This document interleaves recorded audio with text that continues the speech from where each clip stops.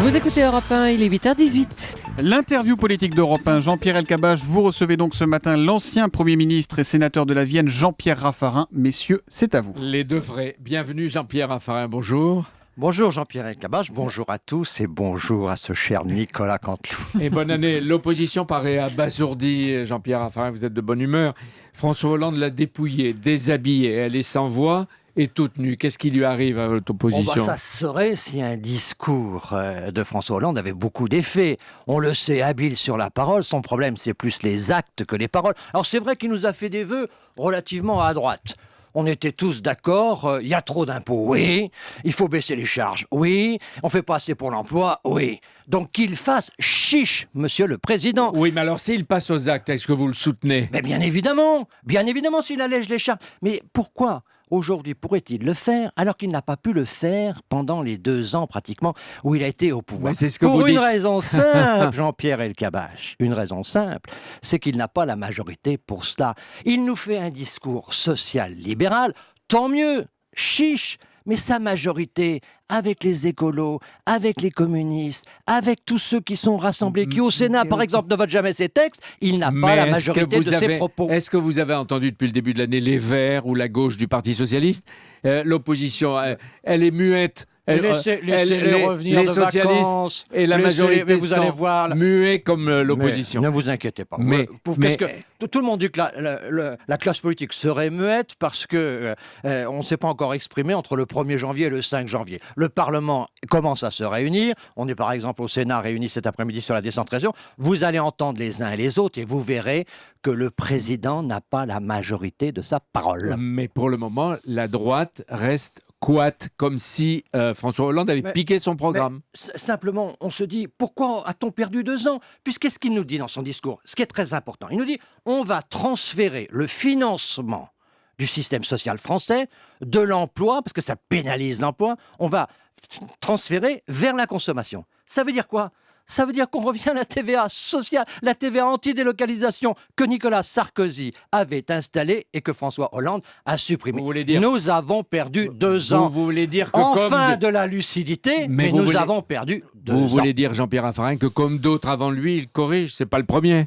Mais le problème, il annonce qu'il va corriger. Il nous dit, il nous promet la correction. Et s'il le fait, vous serez coincé. Mais pourquoi voulez-vous qu'on soit coincé s'il fait les choses bien ? Mais qu'est-ce que c'est que cette idée selon laquelle on pourrait être systématiquement... On n'est pas, Jean-Pierre Elkabbach, je vous le dis solennellement, on n'est pas aujourd'hui dans une situation où on peut se permettre de souhaiter l'échec du président.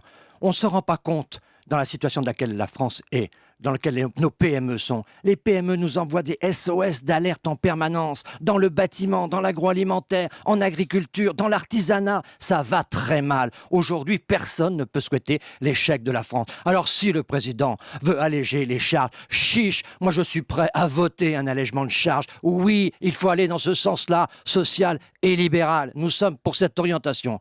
Mais qu'il passe à l'acte, qu'il nous montre qu'il a la majorité de ses paroles. Mais est-ce que vous avez le sentiment, Jean-Pierre Raffarin, qui commence à appeler un chat ? Parce que c'est pas François Schröder ni Tony Hollande. François Hollande, est-ce que c'est un tournant, un approfondissement, comme dit Pierre Moscovici maintenant, ou une conversion ? Et sous l'influence de quel dieu ? C'est en tout cas une inversion par rapport au discours du Bourget. C'est une inversion, à défaut de courbe, au moins de discours. Donc tant mieux s'il y a cette inversion.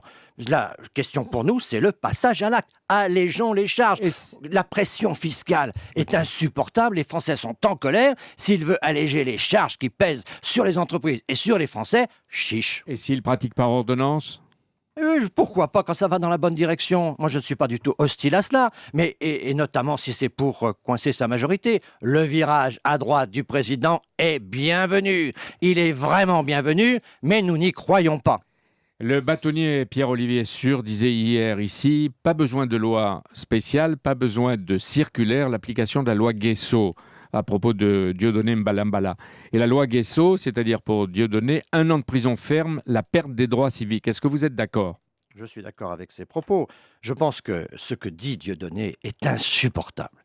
pour la mémoire de tous ceux qui ont été victimes de la Shoah. Hier soir, je lisais un livre sur les enfants d'Isieux, ces 44 enfants en colonie. Quand je pense à tout ce que ce pays a pu souffrir et au-delà, et qu'on laisse des propos aujourd'hui antisémites se répandre et au fond organiser des réunions publiques pour valoriser ces propos, c'est inacceptable dans la République française. Mais pourquoi on a attendu si longtemps? Mais je trouve qu'en effet, dans cette affaire, je partage l'objectif de Manuel Valls et des autorités de notre pays, d'Alain Juppé. Il faut interdire ces spectacles, mais je vous le dis, je trouve que le gouvernement dans cette affaire est trop bavard et pas assez ferme.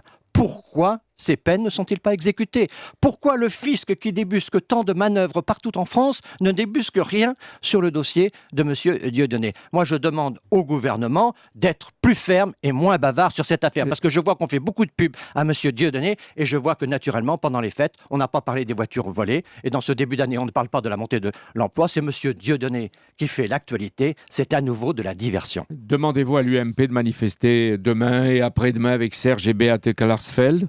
Oh, je ne suis pas un fanatique de la manifestation, mais là, je crois qu'il faut vous êtes soutenir, il faut soutenir tous ceux qui se battent pour la mémoire de ceux qui ont été victimes de la Shoah. Jean-Pierre Raffarin, vous, ancien Premier ministre, vous avez une responsabilité morale pour le pays et aussi pour l'opposition. Pourquoi la droite et le centre ne rassemblent ou ne se rassemblent-ils pas pour profiter de l'impopularité de l'Élysée-Matignon et du mécontentement populaire? Pourquoi vous ne faites pas un bloc uni? Parce qu'on est en construction, on a été battu, et après une défaite, il faut se reconstruire, et on se reconstruit notamment à partir de la prochaine échéance. Mais parce qu'il y a eu 2 ans sans élection, c'est avec les élections municipales que nous avons notre rendez-vous de vérité avec les Français. Je crois que ces élections seront très positives pour l'UMP et pour le centre. Je crois qu'il faut continuer notre reconstruction. On va annoncer à l'UMP le 25 janvier pour notre Conseil national notre projet. Je pense qu'il y a dedans là des orientations qui sont fortes. Nous avons ce travail à faire, mais l'alternance n'est pas pour demain matin. Nous devons la préparer et d'abord gagner les élections municipales. Et tous ceux qui ont du mécontentement à exprimer, ils ont une belle occasion de dire au gouvernement ce qu'ils pensent de sa politique au municipal. Paris va-t-elle rester à gauche? J'espère que NKM va gagner. Je trouve que tout ce qu'on dit sur elle aujourd'hui est souvent désagréable, qu'elle mérite beaucoup mieux que tous ceux qui la critiquent. Elle est capable de faire beaucoup plus qu'un grand nombre de ses détracteurs. C'est une fille de très grande qualité, j'ai confiance en elle et je pense qu'elle est capable. Formidable, vous aussi. Alors, François Fillon, Jean-Louis Borloo, Jean-François Copé défilent pour la connais. Vous alliez y aller aussi pour la soutenir? Bien sûr, je suis disponible pour l'aider. Est-ce que c'est une méthode pour la renforcer ou pour montrer que sa campagne piétine, qu'elle a peur et qu'elle a besoin de secouristes? Écoutez, franchement, est à un point de la sortante au premier tour. Mais c'est un élément très important. Ça veut dire que malgré toutes ces attaques, malgré toutes ces dissidences personnelles organisées contre son projet collectif, malgré tout ça, elle est à un point de vous lui donnez devant. raison de ne pas vouloir céder aux dissidents? Je pense qu'elle doit mener sa campagne et à partir du moment où nous l'avons choisie, nous devons respecter ses options. Qu'est-ce que vous lui recommandez? Qu'est-ce que vous lui recommandez ce matin? Je pense qu'il faut qu'elle reste la main tendue le plus possible avec l'ensemble de tous ses partenaires, mais il faut surtout qu'elle ne s'occupe pas des critiques, qu'elle parle aux Parisiens et qu'elle ne parle pas ni aux médias ni à ses détracteurs, qu'elle parle aux Parisiens de l'avenir de Paris. Jean-Pierre Raffarin et Marseille, Jean-Claude Gaudin perd ou gagne? Jean-Claude Gaudin gagne. Je suis très confiant pour Marseille. On a des informations qui sont très positives, secteur par secteur, dans la situation à Marseille. Une dernière question. On en a parlé beaucoup avec Thomas Soto et la rédaction d'Europe 1. Les syndicats CGT en tête de Goodyear séquestrent encore en ce moment et menacent 2 directeurs de l'entreprise. Est-ce que c'est normal? Est-ce qu'il n'y a rien à faire? Est-ce qu'on peut négocier du social dans ces conditions?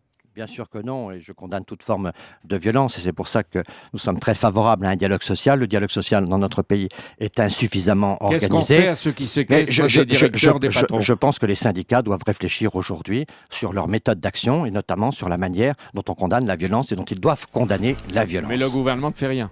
Ou n'a rien à faire, mais le gouvernement, en l'occurrence. Le gouvernement ne fait pas grand-chose quand il est pas, quand il est. Mais vous ne recommandez rien non plus. Mais moi, comment ça, je ne recommande rien? Alors, donnez-moi encore 10 minutes. On prend 10 minutes. Mais peut-être pas. Non, alors, ou vous posez des questions à table. Vous voyez, vous posez des questions et vous ne donnez pas le temps de la réponse. Dans la démocratie, moi, je vais vous dire, il faut de la fermeté et faire respecter l'état de droit. Ce qu'on demande au gouvernement, c'est de faire respecter l'état de droit. Quand une église est attaquée, profanée, le gouvernement doit faire respecter l'état de droit. Mais c'est vrai aussi dans une entreprise. L'état de droit. C'est ça la République. Bah, vous voyez, il fallait pas 10 minutes pour le dire. Merci. Mais parce que vous Jean-Pierre. avez affaire à quelqu'un de rapide.